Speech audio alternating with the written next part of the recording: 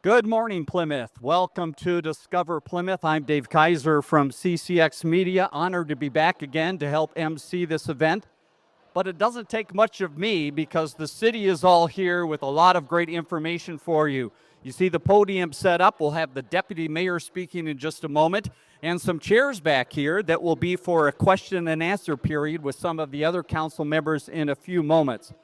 But as you might notice, there are a few different twists to Discover Plymouth this year, and to explain more about those twists and to get things rolling, let me draw your attention to the video that you'll see right now with a very familiar face.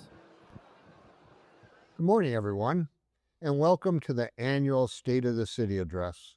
This is one of my favorite events of the year. I always look forward to sharing the wonderful news coming out of this incredible community. However, unfortunately, I won't be able to deliver the address in person this year due to a previously scheduled medical procedure. So for today's presentation, I'm happy to invite at-large council member and Deputy Mayor Clark Gregor to share the news from the city.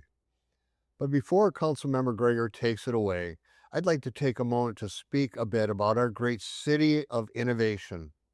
As Plymouth has developed, we've grown to become a global player in the medtech industry. We also feature an impressive array of research and development facilities for some of the biggest, most cutting-edge companies in the world. In the past years, I've invited leaders of Plymouth's business community to share some of the exciting innovations they're fostering at their companies. For example, 2 years ago, I welcomed Mike Blue of Histosonics to share about the company's groundbreaking therapy to treat liver cancer.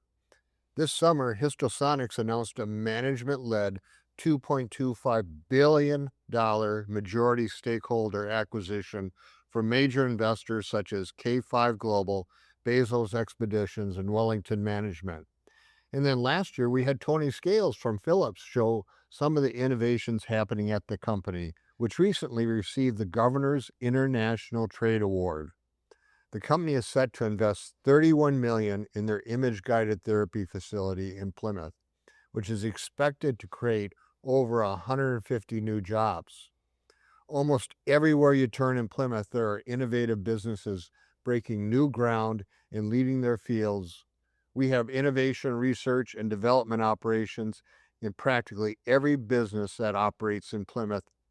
And in that spirit, I'm very pleased and honored to welcome the Vice President of the Environmental Promotion Office, Philip Johnson, or PJ, to share a look at the amazing things happening at Daikin Applied in Plymouth, where they apply next-gen solutions to modern-day air quality. PJ, welcome, and thank you for being part of our great city of innovation. It's a pleasure to be here. Thanks for having me.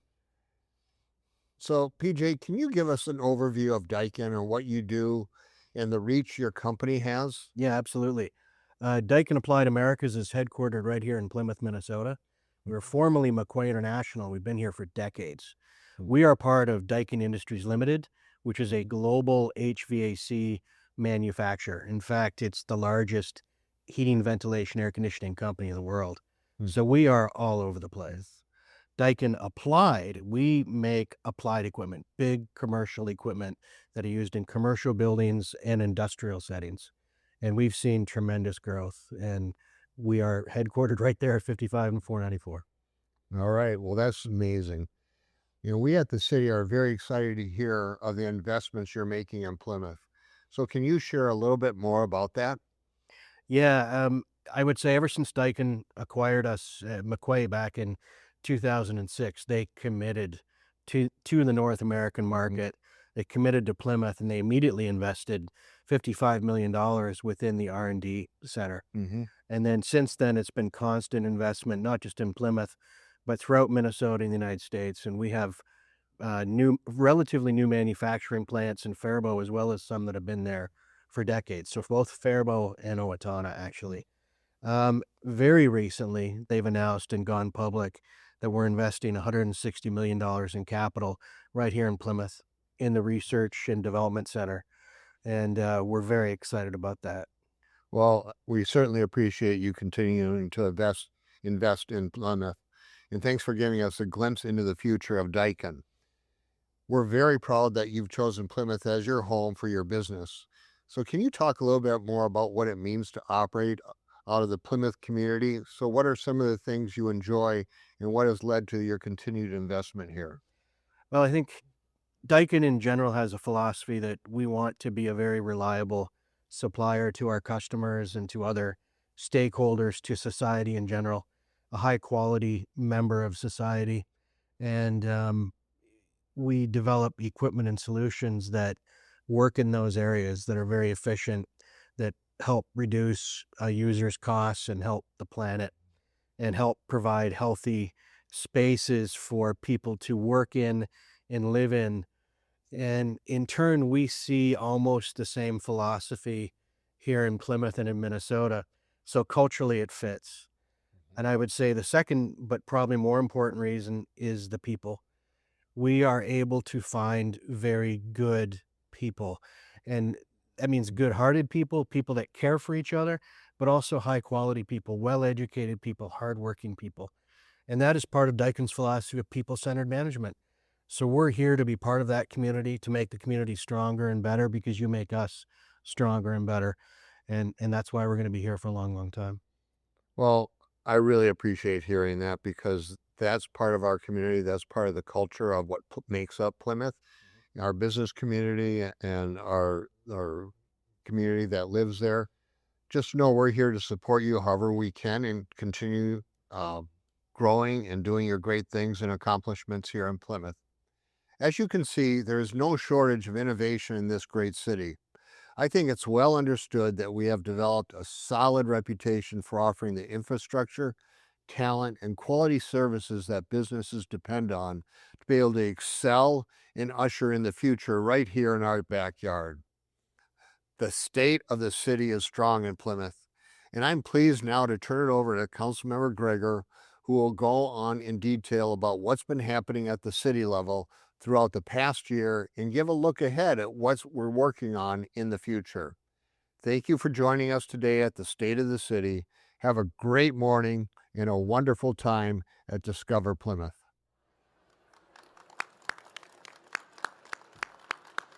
Well, welcome everybody to the annual State of the City. I'd like to thank Mayor Washi for the video introduction there.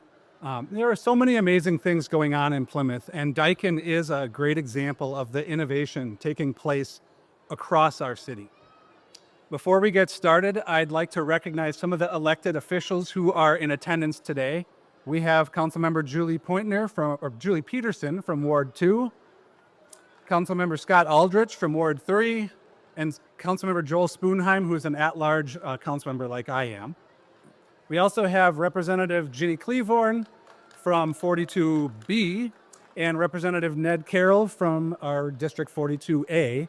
So it's great to have you here. I know you have other things to get to, so I won't be offended if you walk out on me, but thank you very much for being here.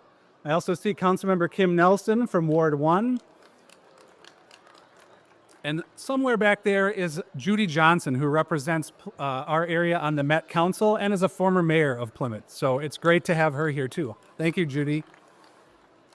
As Mayor Washi noted in the intro video, my name is Clark Gregor. I serve as an at-large member on the City Council.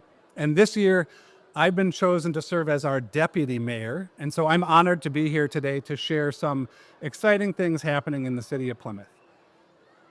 Our city has been hard at work throughout the past year with a sharp focus on continuing to provide high-quality city services and finding innovative ways to efficiently, effectively, and professionally serve our Plymouth residents.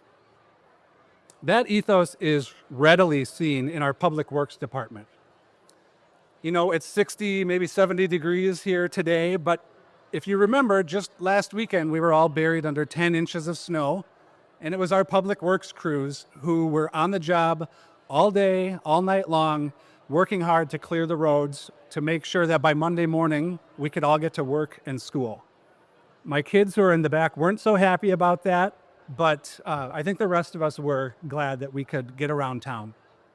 So to all of our staff who take on those essential jobs, those sometimes unnoticed jobs that the rest of us need to live our daily lives, I just want to say thank you.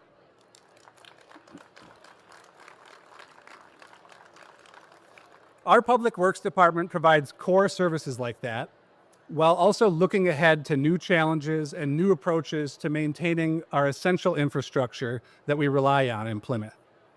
One important example is our Climate Action and Resiliency Plan, which is now in development. This plan will help guide thoughtful, practical environmental decisions across the city, and they are going to be shaped by community input. We've had listening sessions already, and we have more coming up in May. And then this summer, we'll have a draft plan ready for approval by the council. And as we think about resilience and long-term planning, transportation is a cornerstone of that work. Plymouth Metrolink, our bus service, continues to be a high-performing, customer-focused transit service. It provides reliable mobility options that meet the needs of residents and businesses. In 2025, Plymouth Metrolink's fixed route ridership grew as we expanded Park and Ride across the city with access at the new permanent structure at the Northwest Greenway. And that was just completed in January. Now, speaking of the Northwest Greenway, we were incredibly excited in 2025 to officially complete our Greenway trail system after more than 20 years in the making. And that is a testament to Judy and Ned and other people who served on the council long before me and our current city council members. But this 315-acre nature preserve has more than 7 miles of connected trails and boardwalks and scenic overlooks, a pavilion, a challenge course, and so much more. I love to explore the Greenway and different parts of it when I go for walks around town, and I would encourage you to hit the trail and take a look at what the Greenway has to offer. Besides wrapping up major projects, our Parks and Recreation Department has had a busy year creating new programming and planning for the future. A big part of that department's focus is ensuring that activities are available for all, regardless of ability. Our recreation team has developed inclusive programming such as adaptive swim lessons, sensory-friendly days in the Cube, inclusive summer nature camps, and a dedicated sensory room right here in the community center, which even has a special visit from Santa around the holidays. We really continue to see strong community engagement at our events and facilities, and 2025 had the distinction of record-breaking attendance at several events, including Discover Plymouth, this event, our Kids Fest, Halloween at the Lake, and our Artisan Market. In fact, in this building, the Plymouth Community Center, last year we had 550,000 visitors. And just down the road at the Plymouth Ice Center, we had more than 750,000 visitors in 2025. We actually had 24 tournaments there featuring more than 100 different teams from across the country. In fact, over at the Ice Center, there's a tournament happening right now at that facility, and I get to drop the puck tomorrow at one of those games. So I would encourage you that if you have friends or family in town visiting one of our facilities or attending one of our events, send them to helloplymouth.com. That's a new website that the city's destination marketing organization launched, and it serves as a hub for residents and visitors to find places to stay, shop, and eat. It also has different itineraries and lists of different things you can do around the city. So we're looking toward the future at all of these facilities, and we have the Play It Forward initiative, which explores 3 regionally significant recreation projects, including a 4th sheet of ice at the Plymouth Ice Center, a permanent athletic facility to replace this dome here at the field house, and a new regional sports complex at the former Four Seasons Mall site. So we are requesting authorization from the state to allow voters to consider a half-cent local sales tax to help fund those projects. What that will do is more equitably distribute the cost among users of the facilities, including visitors to our city. So I encourage you to look for the Play It Forward banner at one of our booths over there and learn more about these proposals. I'm also excited that we are the first city in the state to complete a smart tree inventory, which built a digital inventory of public trees citywide. Nearly 40,000 trees were scanned, and we used artificial intelligence to analyze all those trees. And we found that the top tree species in Plymouth is, wait for it, maple. I don't know if that's the best joke, but maple accounted for 24% of the trees in our city. This smart tree inventory will help us preserve trees, maintain property values, and more importantly, diversify our urban forest. Environmental investments like this are in line with your priorities, and that's something we learned from our 2025 community survey, in which 89% of respondents rated the city's focus on the natural environment as either essential or very important. Also noted in our 2025 survey, 92% of residents rated it essential or very important to focus on safety. Our public safety department, made up of our police and fire, continues to deliver high quality, reliable service to ensure that you feel safe in Plymouth. In fact, 94% of respondents from that survey noted that the overall feeling of safety in Plymouth was either good or excellent. Now, before continuing, I think it's really important that we acknowledge that residents and workers in Plymouth and across our region maybe didn't feel so safe earlier this year. The tactics used by federal immigration enforcement officers stood in stark contrast with the consistent, community-focused approach practiced by our local police. The concern that many felt during those encounters underscores how professional and respected the Plymouth Police Department is. And for that, I'm truly grateful.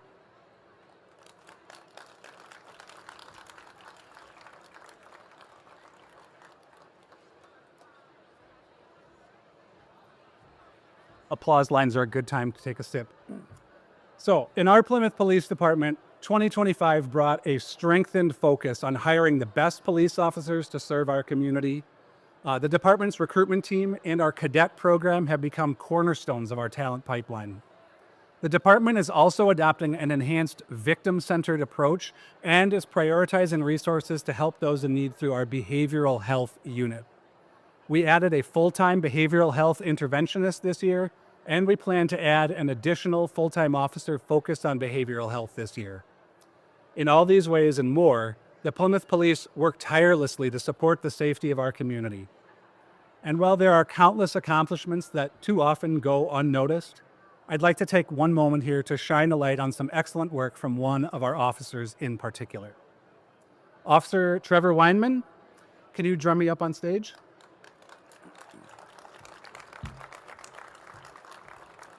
Officer Weinman has had an incredible past year. His focus is on DWI enforcement in the city, and he is highly effective at detecting and stopping impaired drivers on Plymouth roadways. In fact, Trevor was recognized last year by the Minnesota Office of Traffic Safety for achieving his third hat trick of DWI arrests, meaning that in one shift, Officer Weinman was able to remove 3 impaired drivers from our streets. This is the third time he's done this. He was also recognized at,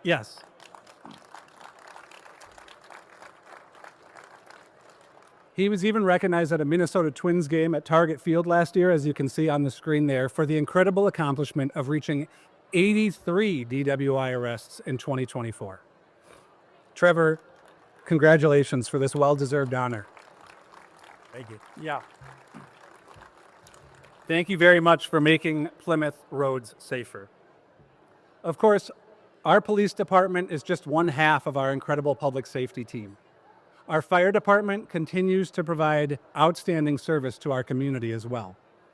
We've had some change in leadership in the last year, and we're pleased to name Andy Etzel as Plymouth's new fire chief last year.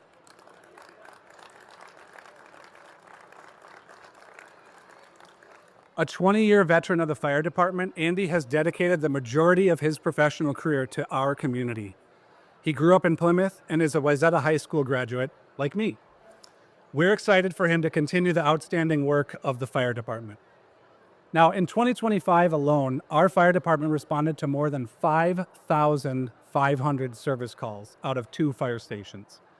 And highlighting their heroic work, 14 firefighters received life-saving awards for their actions last year. Well, I wish we could invite them all up here to share their stories. We don't quite have time for that, but there is one I would like to highlight. So, Battalion Chief Brandon Olson, can you join me on stage? Thanks, sir. Yes. So last August, firefighters were dispatched to a call for a patient experiencing difficulty breathing. Brandon arrived on scene, finding an adult on the living room floor under the care of nursing staff. The patient was unconscious and had no pulse. Brandon immediately initiated CPR. He directed staff to retrieve an AED, and chest compressions and ventilators were performed. After which, a pulse was restored. Brandon, with North Memorial and Plymouth Police, assisted with IV preparation, monitor placement, and continued ventilation as the patient eventually began breathing again on their own. By the time the patient arrived at the emergency department, he had regained consciousness. So, like we're clapping for, this is absolutely incredible and inspiring work. It's a life saved. So, Brandon, you're a true hero. And I know a lot of first responders will say, I was just doing my job, but I really want to convey our whole community's appreciation for all that you do. Thank you, Brandon. Sure. Thank you all. And likewise, to the other officers who received life-saving awards last year, it's really heroic what they do every day across our city. Now I'd like to turn to the work of our often behind-the-scenes departments and divisions. This includes finance, IT, communications, and our city clerk and human resources. Leading this administrative services department is our new deputy city manager, Amanda Kaufman. Where are you, Amanda? She's hiding in the back there. Amanda began work with the city in December, and she brings more than a decade of municipal leadership experience to Plymouth, most recently serving as assistant city manager for the city of Stanton, Virginia. So welcome to Plymouth, Amanda. We're excited to have you on the team. Perhaps not always as visible to the community, the work of these internal departments supports all of our other departments. For example, the team in the finance department ensures that everyone in the city has resources that they need to provide the core services to you. For more than 4 decades, our city has been recognized by the Government Finance Officers Association with a Certificate of Achievement for Excellence in Financial Reporting. This is the highest recognition available for government financial reporting. We've also maintained AAA bond ratings from 2 bond credit rating agencies since 2010. We're one of only 10 cities in the whole state to do that. Why do I tell you this? Well, thank you. What that really means to you is simple. It means that your tax dollars are being and have been responsibly, transparently managed with long-term stability in mind. Another I'm going to take another sip.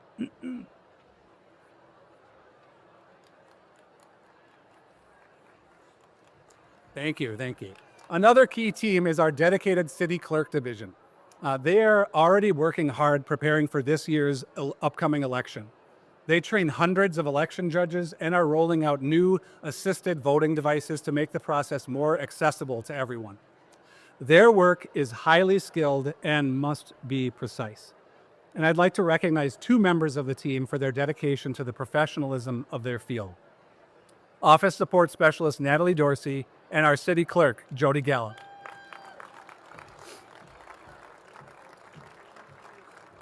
So, Natalie achieved the Certified Municipal Clerk designation from the Municipal Clerks and Finance Officers Association of Minnesota. That's a mouthful.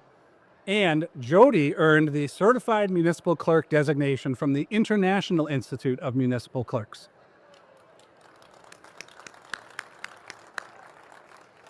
These certifications require years of dedication, education, and experience, and they are important to ensure that our government functions as it should, with high-quality services for licensing, elections, data practices, and more.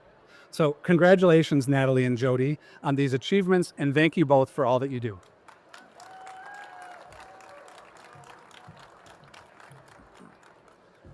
As we continue our tour around the city's departments, let's take a closer look at our Community and Economic Development Department. During the Q&A, my fellow council members are going to go into a bit more detail on some of the exciting new projects happening in the city. But Plymouth is more than just a strong place for business. It's also home. And housing has been a major priority for the city and for our city council, especially in the last year. And the Community and Economic Development Department has been hard at work advancing that goal. To help meet the housing needs of Plymouth residents, we're offering important programs to current and prospective residents of the city, such as a housing trust fund, the Bring It Home rental assistance program, and a 4D low-income rental classification program. Programs like these really make a difference.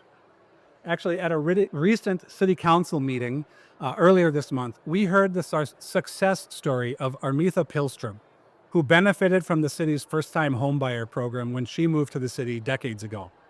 Pilstrom is now a successful business owner in Plymouth. In fact, her company, Pilstrom Consulting Group, recently made the Minneapolis-St. Paul Business Journal's list of largest minority-owned businesses. Armitha's story illustrates that these programs not only benefit the recipient, but also our community as a whole. Armitha is here right today, so congratulations, Armitha, and thank you.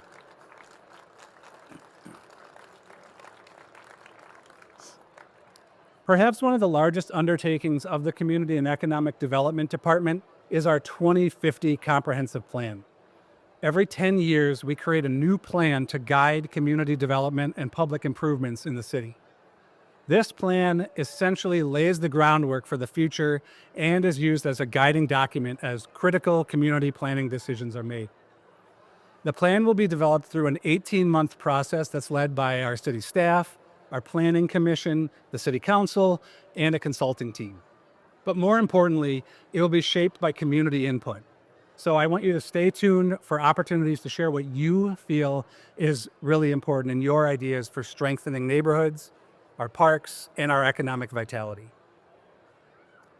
Plymouth's future is bright, and we are ready to lead all the way to 2050 and beyond.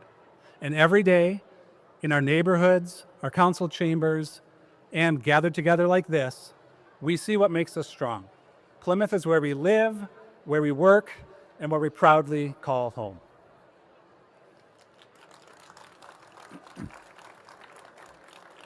Thank you, everyone, for joining us for the State of the City address. There's a lot more happening in the city than I could cover in this speech, so what I'd like to do is invite my fellow council members on stage for a Q&A session to share some of their highlights as well. Thank you.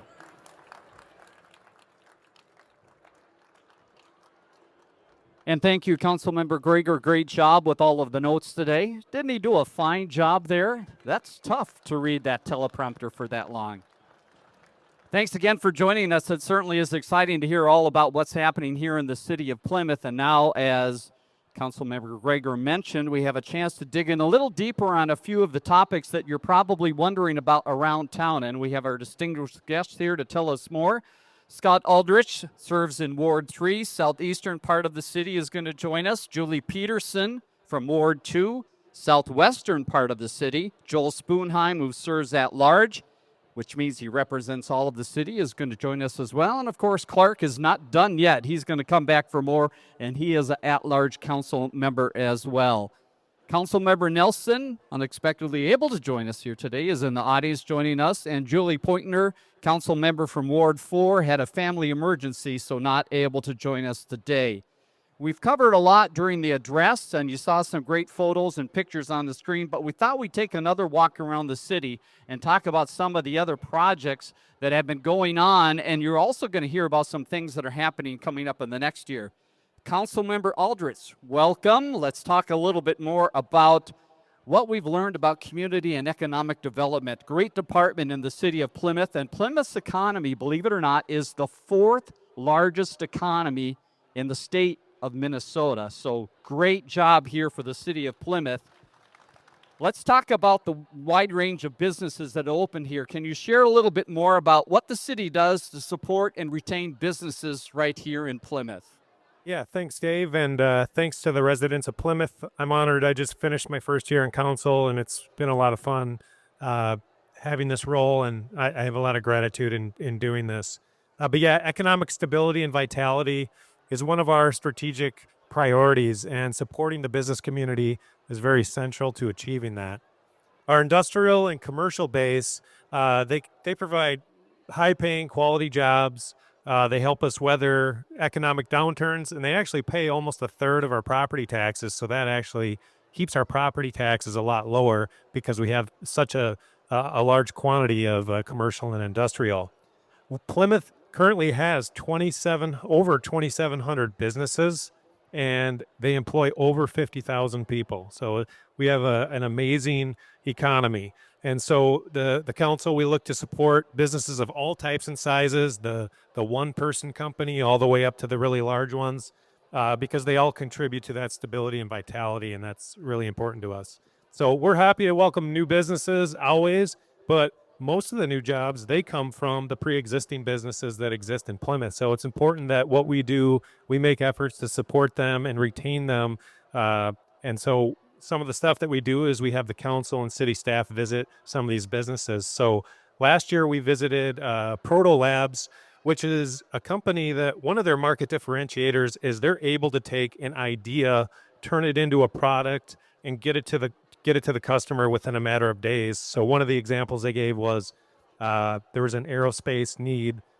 They called them, ordered, hey, this is what we want built. They built it within 2 days. It was in outer space. So that was pretty cool, I thought. We also stopped by Claris Medical, which is an innovative med tech company. We toured Alter Technologies, which recently expanded to Plymouth. They do semiconductor testing. And so what that is they're doing like extreme temperatures, extreme cold, extreme hot, vibrations, different G-forces, different electrical surges, all these really crazy tests to make sure stuff will work when they're under stress. I thought that was really interesting. And you saw the video with Mayor Washi with Daikin. We toured that as well. So yeah, we got a lot of pretty cool companies, a lot of cool things going on in Plymouth. And so we think it's really important that we can continue to invest in infrastructure and things that allows them to thrive. Truly amazing what's happening here in the city of Plymouth with the businesses. And quick note here, we have some great notes up here. How about a big hand for the Plymouth communications team and administration? They're all around here hiding out, helping us. Some are behind the screens. And so thanks to them for putting the notes together that are helping us out today. Councilmember Aldrich, let's drill down a little bit further. So let's go to the really small businesses. You mentioned that there's so many in the city of Plymouth. How do you help those small businesses out?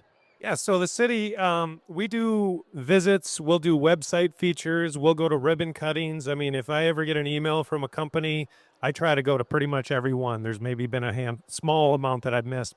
And the other big thing is we do a monthly small business owners networking group. We just met a couple days ago here at the Plymouth Community Center. That really allows other business owners to talk to each other and also allows the city to get feedback on what are their needs and stuff like that. So very good. Some great opportunities here in the city for business owners. And if you'd like an opportunity after this is done to talk to some of the council members, they're going to be milling around here. They'll also be over at some of the city booths. And we're going to talk about some of the great developments happening in the city. If you want to see a map of some of those, they've got some sitting right over here as well. And Councilmember Peterson, that takes us to you. You've got some maps here that are on the far side that I know people will want to see. Let's talk about Ward 2 and some of the things happening in that area. Again, that's the southwestern part of the city. And if you like pancakes, listen close here. Exciting redevelopment happening in that area. Tell us a little bit more. Thank you, Dave, and welcome everyone here this morning. What a great thing to see so many people here discovering Plymouth. So it's really awesome to see so many friendly faces. So thank you all for being here. So we do have an exciting development happening in Ward 2. It's Plymouth Plaza, which is the southwest corner of the intersection of County Road 6 and County Road 101. So you can see that has some very well-loved, some of our favorite businesses, and the important pancakes. The original Pancake House, OPH, is right at that corner. We also have Northwest Family Physicians and Bay Creek Dental, and we've got the Dollar Tree there now.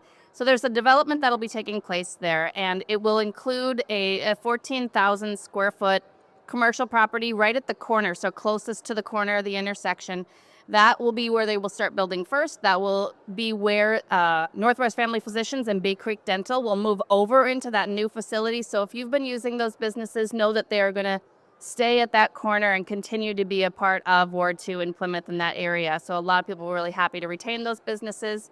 And then after they have moved over, that western portion of that parcel will be demolished, and they will be building a new apartment building there, 195 unit apartment building. So we're looking forward to adding more affordable housing options to the community in that corner, and really looking forward to that really promising development.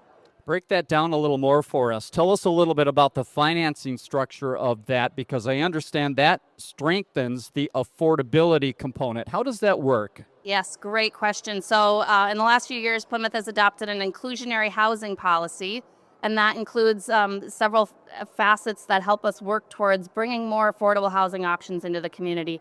And that's exactly what we're able to use in this corner here in this development. So there's a tax increment financing was used as a part of that allowed them to then have to comply with our inclusionary housing policy. So this unit in particular is going to have 20% of its rental units available to renters who earn no more than 60% AMI. So they're at 60% of the area median income. So it's a really great opportunity to make sure that people who want to live in Plymouth can afford to stay living in Plymouth. We're really excited about bringing that affordable housing option as part of this project.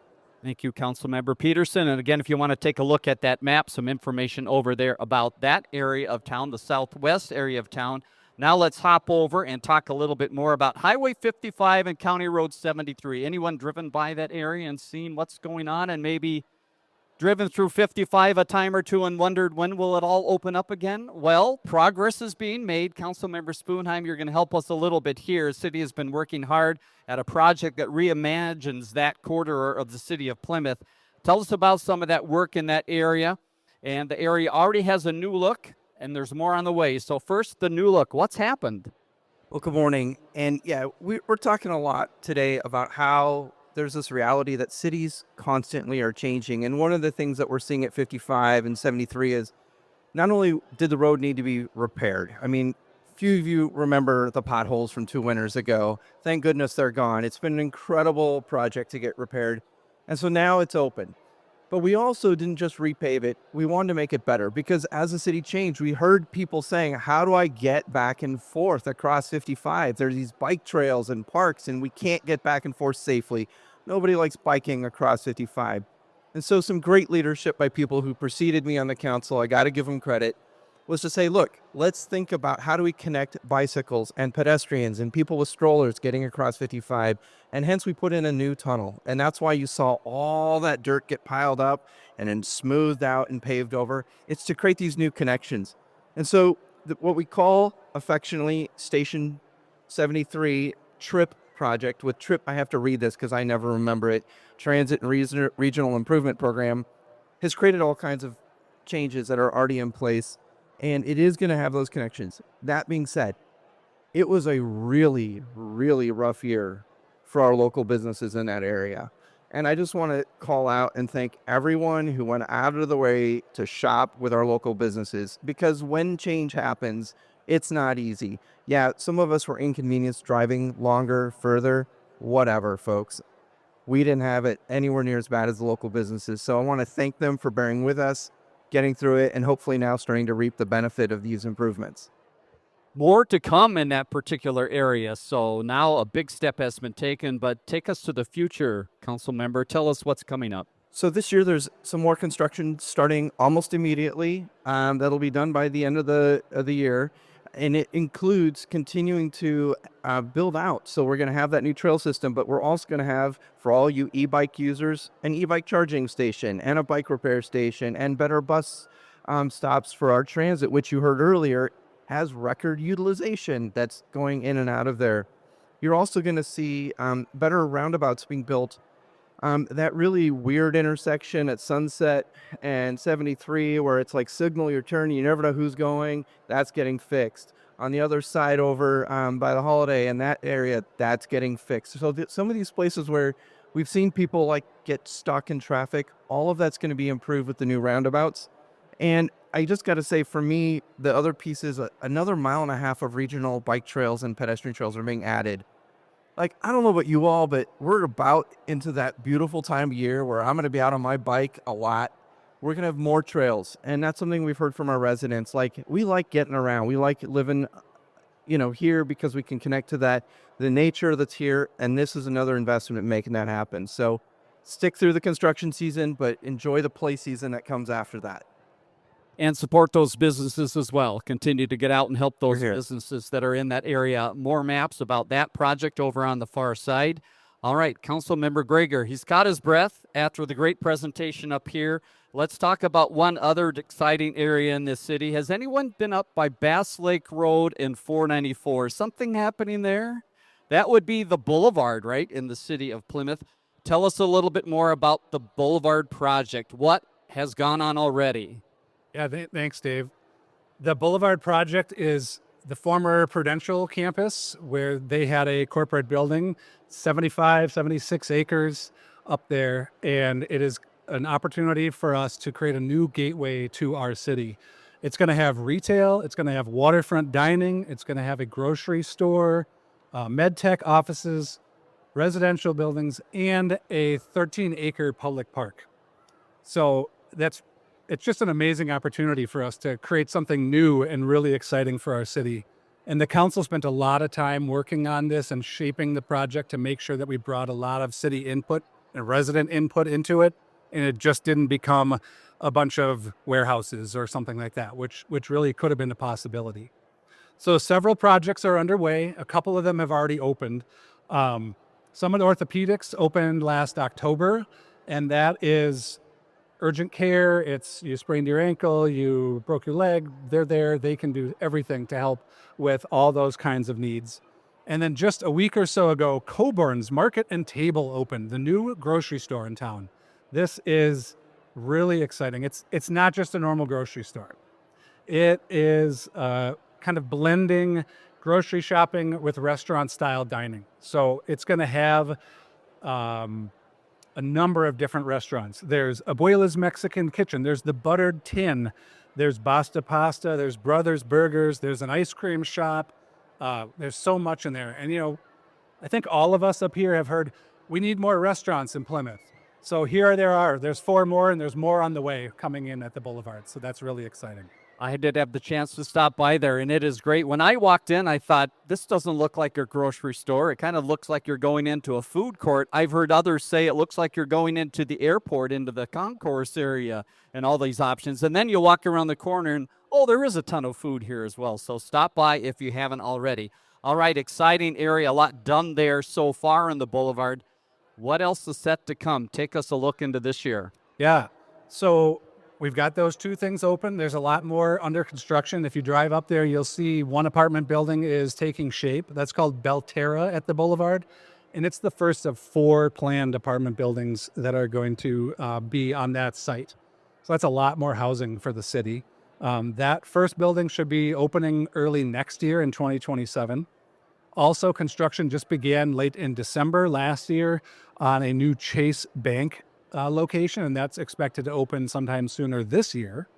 And then the developers of that project are in talks with a lot of other potential retailers. So there's a lot more on the horizon. But if you look in the middle of that site, there's this, it's a stormwater pond, but it's really a beautiful pond. It's a piece of nature. And across from it, there's hills, and we preserved all of these big trees there. So we're going to have on one side some waterfront restaurants, paths that go around that pond and into the trees as we develop that park. That's going to be a real gem for Plymouth, that we are adding another park. We're keeping some green space. We're keeping the trees and everything. So it's going to take a few years to get there, but I'm really excited about the future for the Boulevard site. I think the key is to stop by about every 2-3 months and see what's new and check out what's happening in that area. How about a big hand for all of the council members for all the information today? And rumor has it they will be floating around here in this area and over at some of the city booths. So if you have questions or follow up about some of the information they talked about, they would love, as always, to talk with you. That wraps up our State of the City for today. Again, welcome to Discover Plymouth. If you're just arriving, a lot to do. City booths on that far side, a lot of businesses and organizations from the city in this area. Next over, there'll be some opportunities to shop from adults, and then the youth entrepreneurs are on the far side. So check out what some of the young people are doing in the area. And then, oh, kids, if you need a little exercise, you look like you need a little exercise after this. There's inflatables over on the far side and lots of fun. And outside, some food trucks, lots of city trucks. Thank you again to all of you for joining us. Thanks to those who are watching this on record. And thanks for coming to Discover Plymouth. Have a great day.